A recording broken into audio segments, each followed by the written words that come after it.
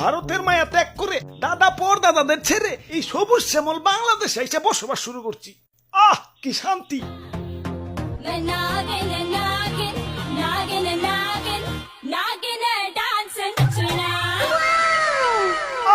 তোমার নাচে সন্তুষ্ট হইয়া তোমারে আমার 101তম বিবি বানাইলাম। যাও বাসর ঘরে অপেক্ষা করো, দুমাইয়া বংশ বিস্তার হবে।